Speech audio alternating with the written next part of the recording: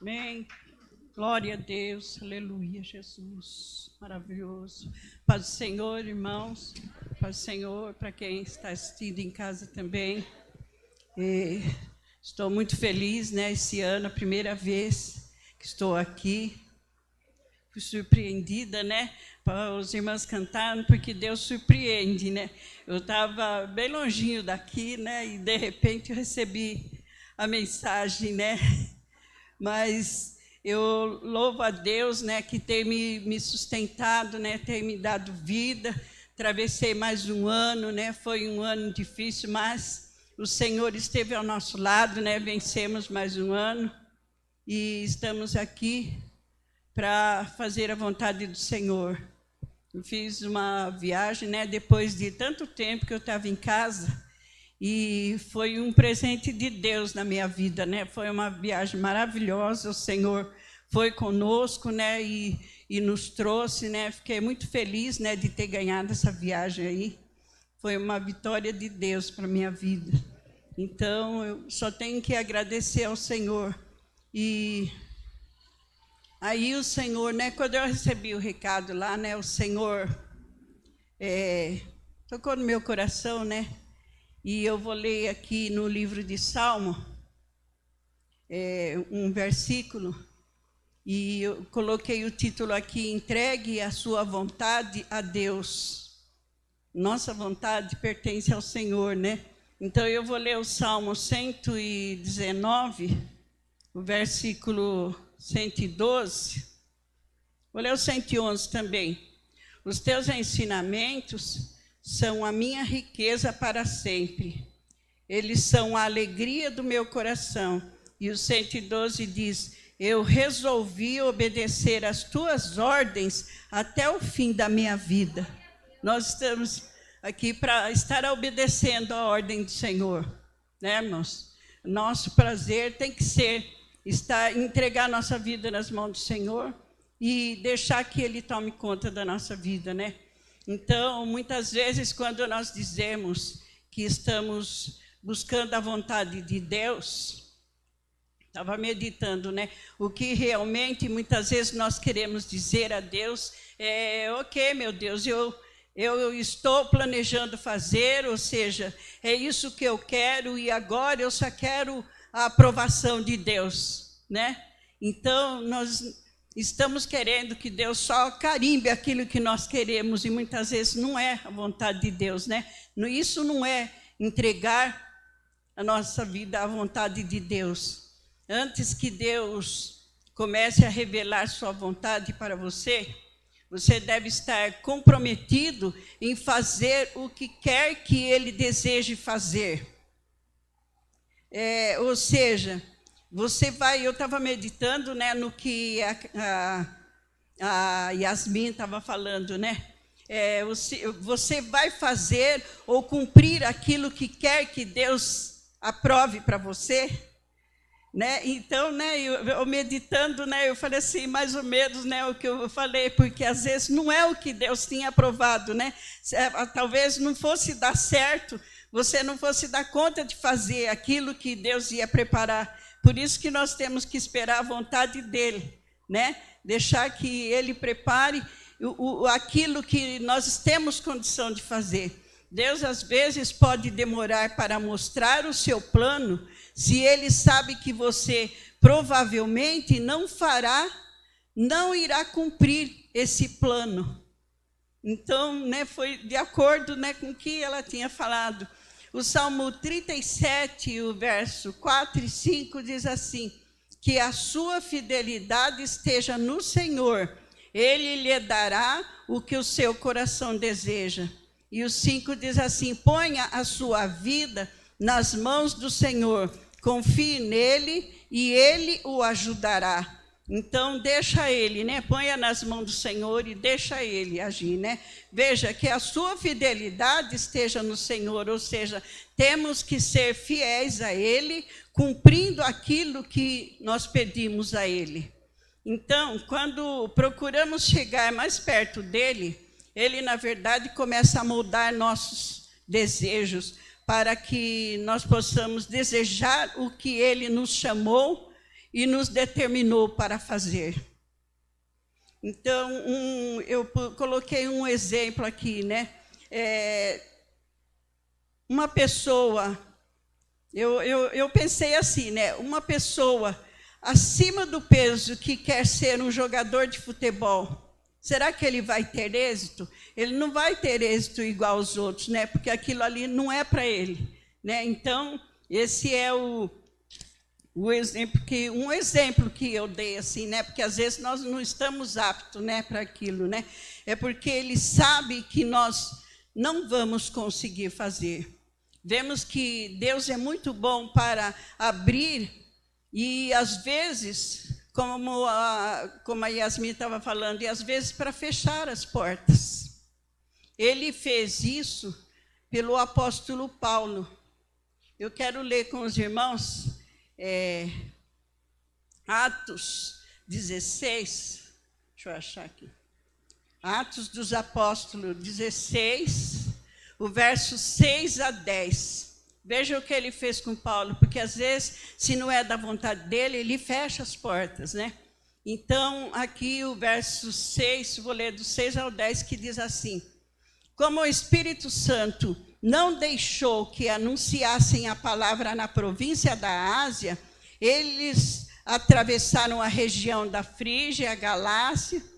Quando chegaram perto do distrito da Mísia, tentaram ir para a província da Bitínia, mas o Espírito de Jesus não deixou. Então atravessaram Mísia e chegaram à cidade de Troade. Naquela noite, Paulo teve uma visão. Ele viu um homem da província da Macedônia que estava de pé e lhe pedia: venha para a Macedônia e nos ajude.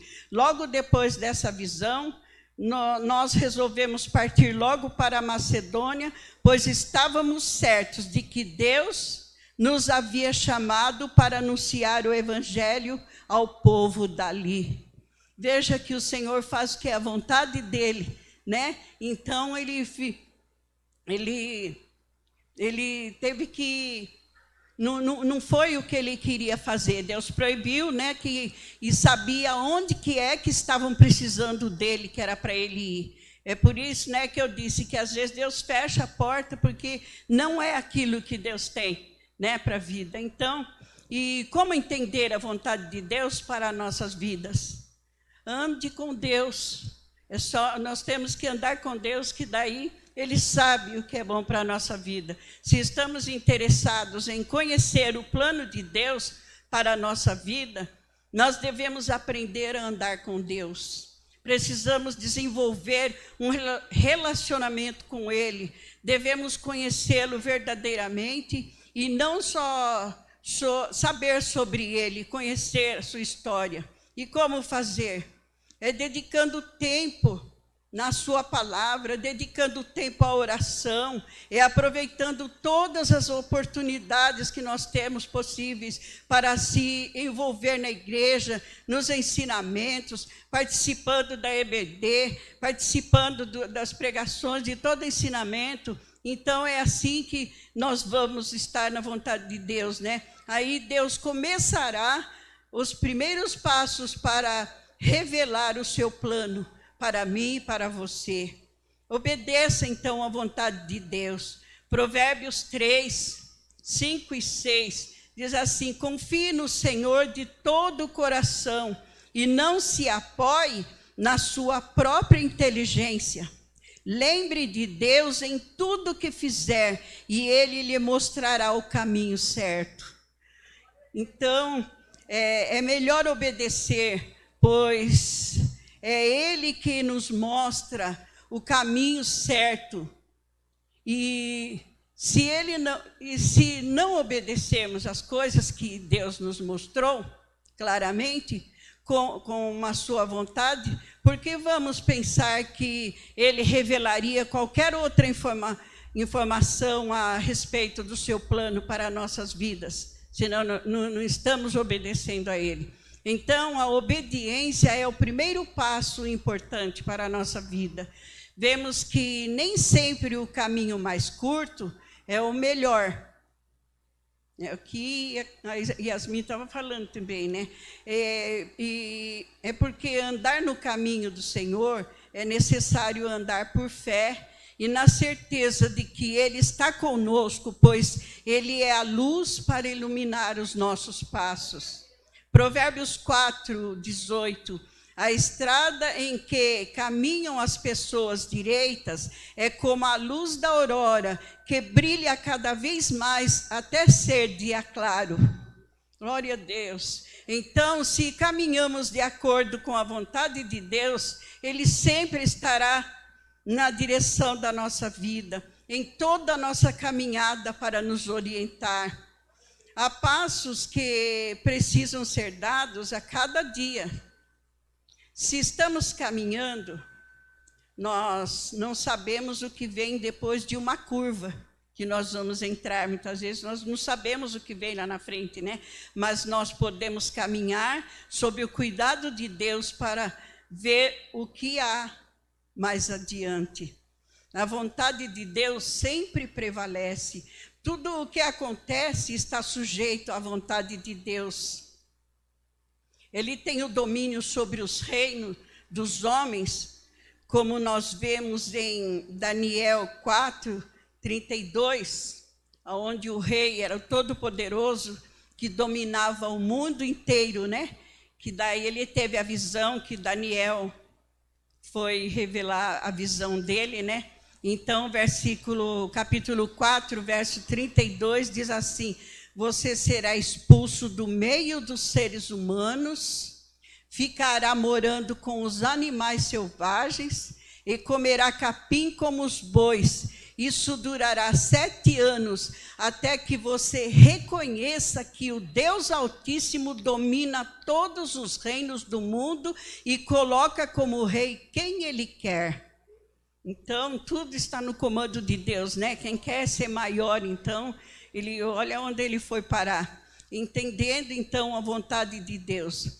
A vontade de Deus na nossa vida, às vezes, pode ser usada de coisas ruins, para que seja cumprido o seu propósito. Por isso que nós precisamos estar sempre na sua presença.